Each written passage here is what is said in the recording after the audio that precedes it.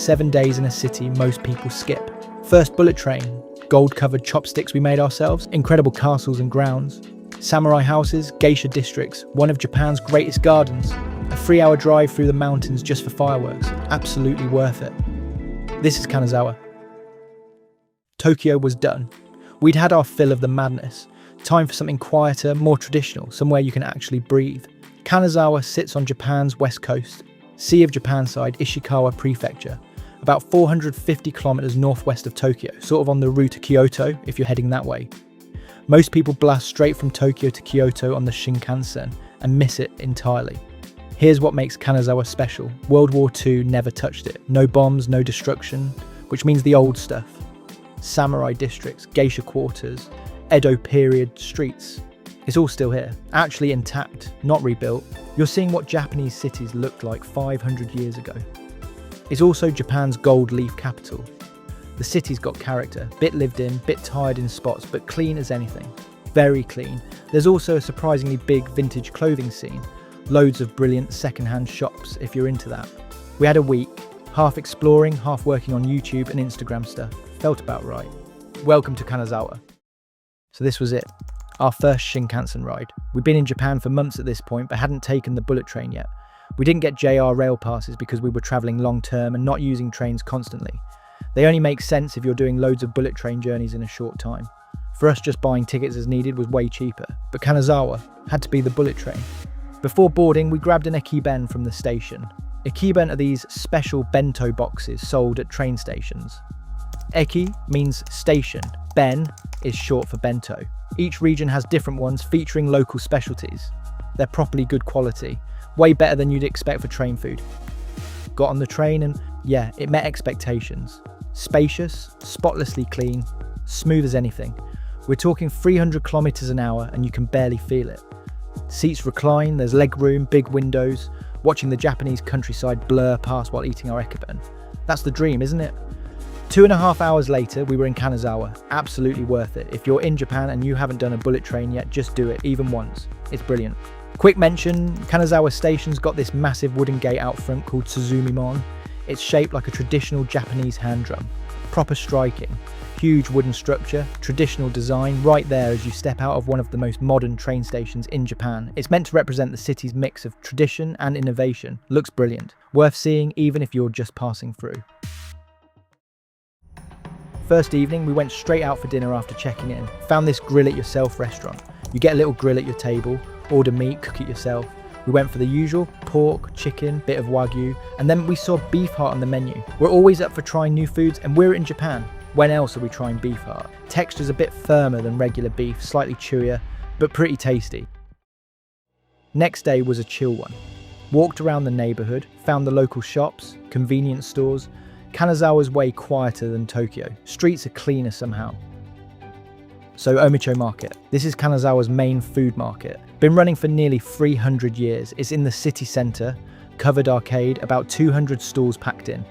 Fresh seafood straight from the Sea of Japan, local vegetables, fruit, pickles, street food.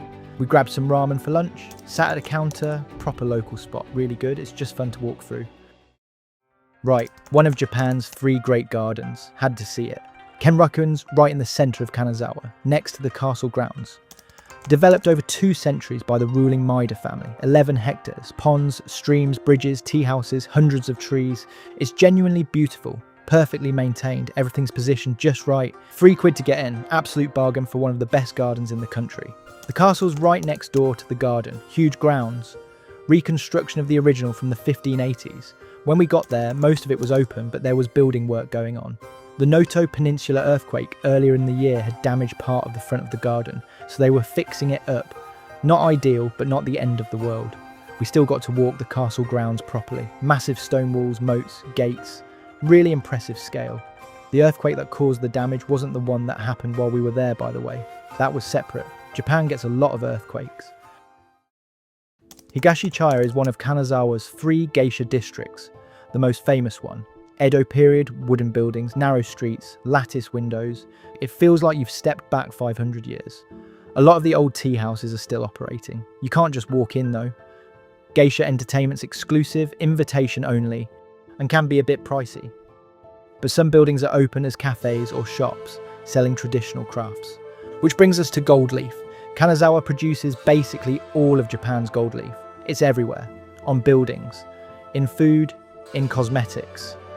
You can get gold leaf ice cream, even gold leaf toilets. We found this workshop where you make your own gold leaf chopsticks. You get plain wooden chopsticks and these tiny sheets of gold leaf, impossibly thin. You brush adhesive onto the chopsticks in whatever pattern you want, then carefully place the gold leaf on top. It sticks instantly. Sounds easy, it's not. And you leave with your own pair of actual gold chopsticks. Errands are perfect. Mine look like a 5-year-old did them, but they're ours. They make brilliant souvenirs, way better than buying something mass-produced. I couldn't help myself. Bought some gold leaf ninja stars as a souvenir. Metal throwing stars covered in actual Kanazawa gold leaf. Completely impractical to pack, but come on. Gold covered ninja stars from the gold leaf capital of Japan. Had to be done. So our Japanese tutor, May, had mentioned that Japan has some absolutely incredible fireworks shows, like world class. But the timing and locations made it tricky to plan around. They're regional, seasonal, and you've got to know about them in advance. May mentioned that Nagaoka Fireworks Festival in Niigata, one of Japan's top 3 fireworks festivals, possibly one of the best in the world. Problem: Niigata's about 200 kilometers northeast of Kanazawa, 3-hour drive, other side of the mountains. We rented a car and drove there just to see the fireworks. Niigata's on the Sea of Japan coast, in Niigata Prefecture. Niigata is a city within that prefecture, and the festival is held along the Shinano River. It started in 1879 and draws hundreds of thousands of people. It's also a memorial, commemorates the city's rebuilding after World War II air raids and the 2004 earthquake. We'd bought tickets in advance, bench seats right along the riverbank. £123 for both of us. Not cheap, but you need tickets unless you want to sit miles away. The show started at sunset and went for over 2 hours. Not exaggerating, over 2 hours of fireworks, constant, massive ones. Choreographed to music, different themes, different colours, some of them were the size of buildings when they exploded. It was one of the most incredible things I've ever seen. We left buzzing, drove 3 hours back in the dark. If you're in Japan in early August and you can make it to Niigata, just go. Nagamachi, the samurai district. This is where Kanazawa's samurai class lived during the Edo period. Narrow lanes, earth walls, wooden gates, traditional houses. Some are museums now. We went into the Kanazawa Museum of History. Used to be a bank back in the day. Inside, it covers the city's history, the samurai culture, traditional crafts, gives you a proper sense of how the city developed and what life was like during the Edo period. Cost £3 and 8 pence. We also checked out Nishi Chaya, Kanazawa's second geisha district.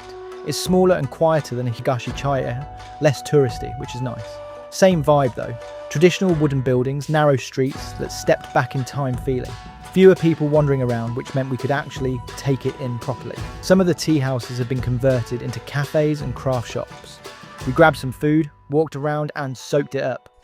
If you've got time after doing Higashi Chaya, come here. It's only a 15-minute taxi and gives you a different, calmer perspective on the same culture. Worth the detour. Right, so there's this company in Kanazawa that runs a couple of quirky museums. We hit both. First, the Ninja Museum. Not a huge place, but you get the history of ninjas, see weapons and tools, learn techniques. You can throw ninja stars. They set up targets, give you metal throwing stars, and you just go for it. We were both terrible. Then we went to their other spot, the Traditional Doll Museum. Japan's got this whole culture around traditional dolls. Haina dolls for girls' festivals, samurai dolls, regional ones. This museum's packed with them, hundreds of dolls, some centuries old, all in traditional dress. Sounds niche, and it is, but it's fascinating if you're into craftsmanship and history. Now, should you visit Kanazawa? Yes, especially if you're doing the Tokyo-Kyoto route. It's kind of on the way and absolutely worth visiting. A week's probably longer than most people need. 3 or 4 days would cover the main stuff, but we were working on content as well, so it fit. Here's what stood out. Kenrokuen Garden, one of Japan's best, no debate. Geisha and samurai districts, actually preserved, not reconstructed. Gold leaf workshops, touristy but fun and unique. It's not a party city, it's quiet, traditional, cultural. If you want nightlife and chaos, stay in Tokyo. If you want history and craft and beauty, come here. We spent a week here and loved every minute. Right, here's what we spent over 7 days in Kanazawa. Transport, £374 and 54 pence. Bullet train from Tokyo, £161 and 91 pence.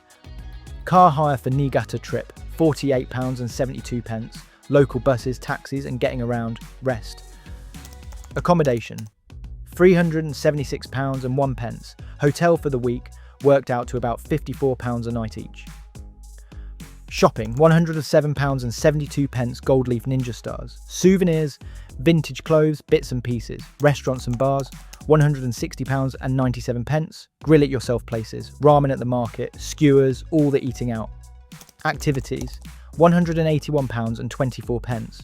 Kenrokuen garden, £3 and 18 pence. Museum of History, £3 and 8 pence.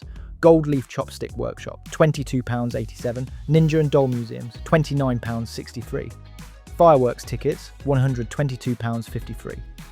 Groceries/convenies, £112.77. Convenience store meals, snacks, drinks, other, £17 and 5 pence. Random stuff, laundry, toiletries, bits we forgot. Total, £1,211 and 28 pence for 2 people for 7 days. That's about £87 per person per day, everything included. In Bitcoin terms, that's roughly 2,190,000 sats. Not the cheapest week we've had. The fireworks tickets and bullet train pushed it up. Skip the car hire, cook more, stay in a hostel, and you could easily do this for half. Kanazawa was a highlight. Slower pace, incredible history, crafts you won't see anywhere else. We made gold leaf chopsticks, rode our first bullet train, drove 3 hours for fireworks and didn't regret a second of it. If you're planning Japan, fit this in, even just 3 days, you won't regret it. Next video, Kyoto, temples, bamboo forests, more food than we can handle. If this helped, smash the like button. Subscribe if you want more Japan content. Check out our Japan playlist for all the videos from this trip. Follow our Instagram to see daily reels of where we are and what we're doing. These YouTube videos are being uploaded 3 to 6 months after we visited, so you can see more live day-to-day stuff there. And comment, seriously, have you been to Kanazawa? Are you planning to go? What are we missing? What should we do next time? We read everyone. Thanks for watching. See you in Kyoto in our next video.